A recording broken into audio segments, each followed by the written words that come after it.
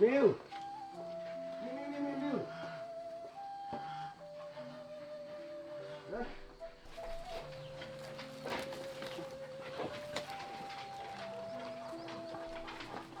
เอา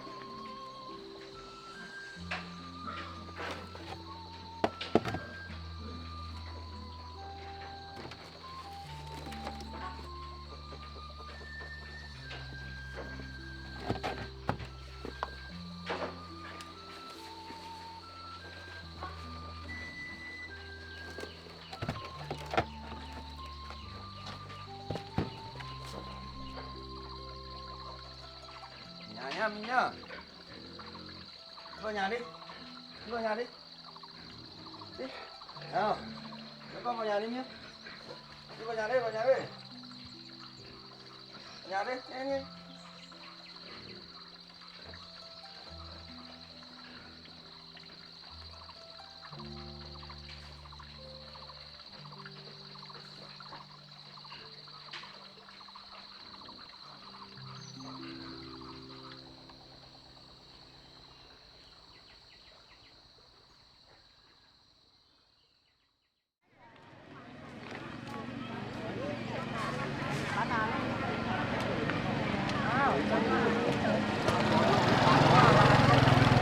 Có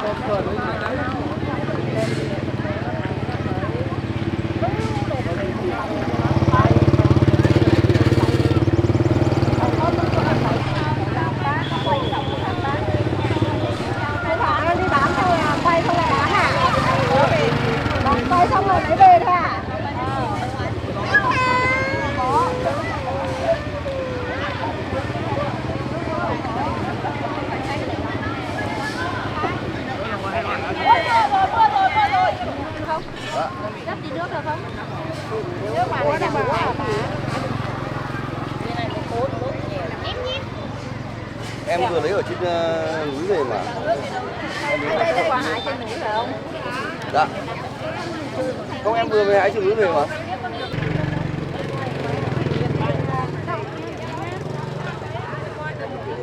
Đây chị lấy á.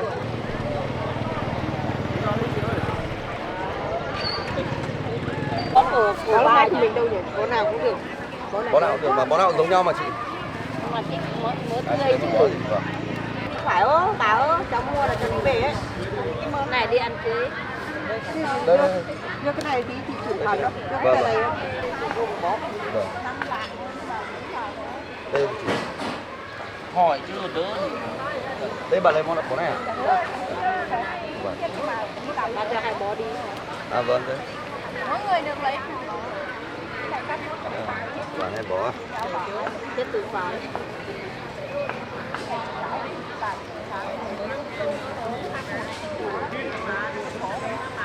Bó ạ. Bà lấy bỏ từ bó này nhỉ? Không không có đâu bà. Quay lại đây nha. Cảm ơn bà nhé. Quần à. Bà thấy quần rồi. Đây thêm một đường. Ồ, thêm một đường. Biết gì đó. Cái này lại không cho được vào túi.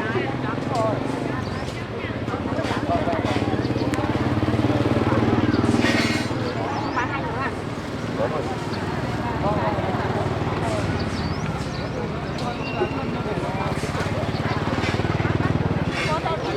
Bây giờ mình mua được chưa này? Không đấy. Đây bà lấy rau đi.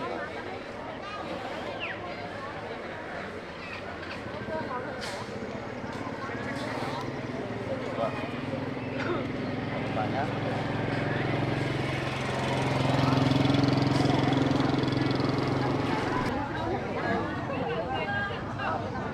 Có việc thì lấy đi làm gì được? Rau đây chị ơi.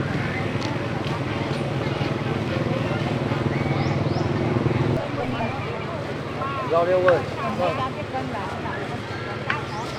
Lấy hết luôn thì lấy thế thôi. Cho anh đâu ấy ơi. Ai?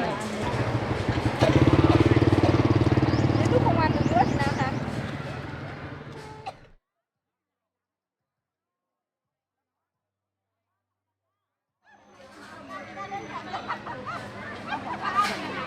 Ơi, đó. Ơi, đúng rau ạ? À vâng. Bán bó mình. Cái rau à cô? Bao nhiêu đấy? 10.000 một bó ạ. À, cô lấy hai bó ạ. Cô lấy một bó hay? Lấy một bó. Lấy một bó. 10.000 Hả đấy. tầm nào hả? À vâng. Thế vào 10.000 nhá. À, cô lấy hai bó ạ.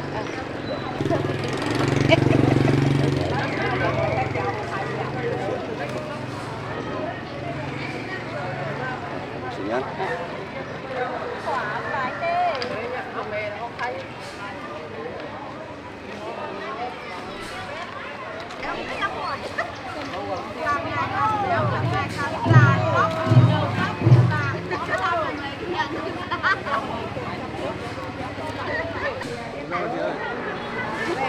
Sao nhá?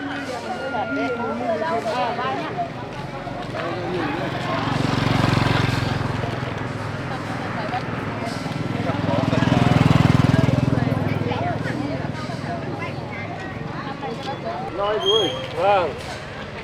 Rau vừa mua rồi. À thế ạ. Lấy một bó.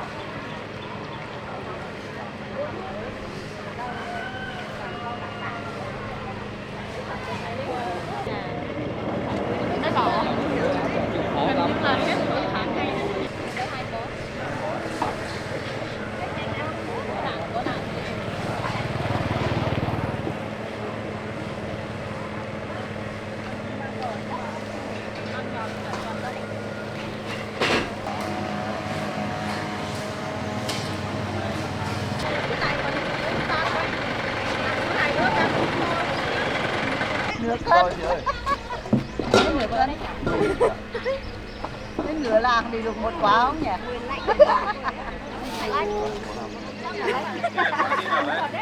Ơi, đơ hết cả lên rồi.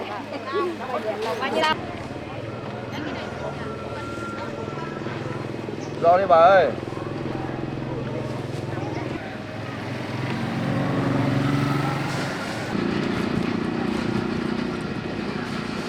Ăn cơm cho nó đi về á. Cái mưa à? 2 túi. Cái mua túi. Có tặng thêm cái tí rơi rơi lên. À, ừ. Cảm ơn chị nhá.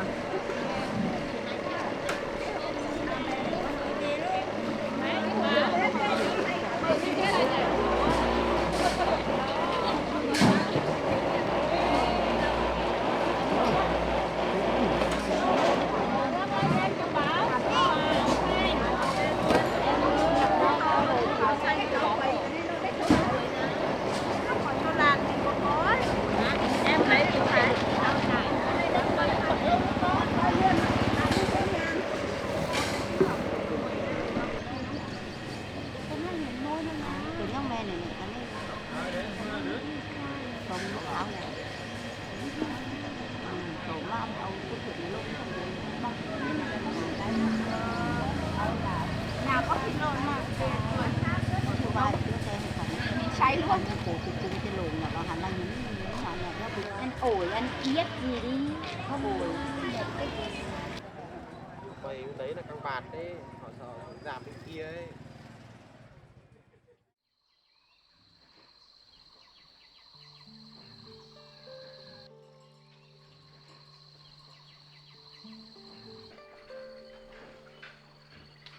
Miu. Miu miu miu miu. Đi chợ về đây. Đi. Đi vào đây dành nấu cơm rồi ăn cơm nhá. Đi.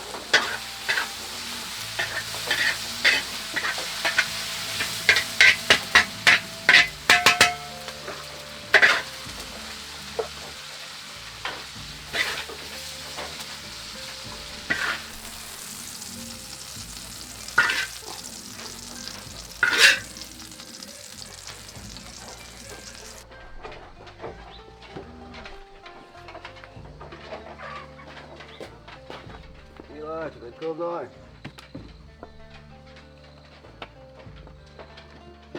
Yêu.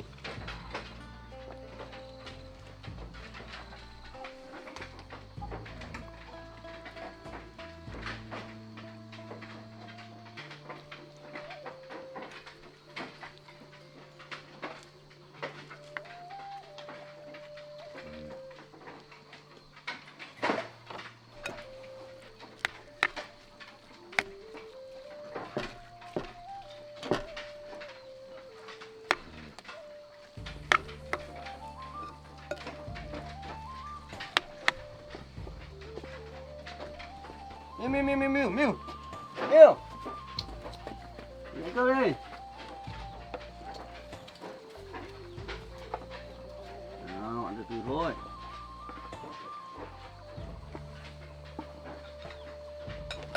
Nào, Miu bên này Miu.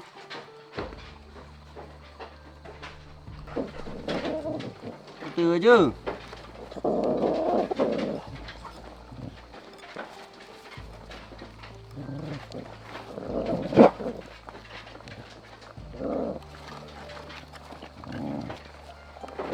Hả? Bạn xem này. Miu.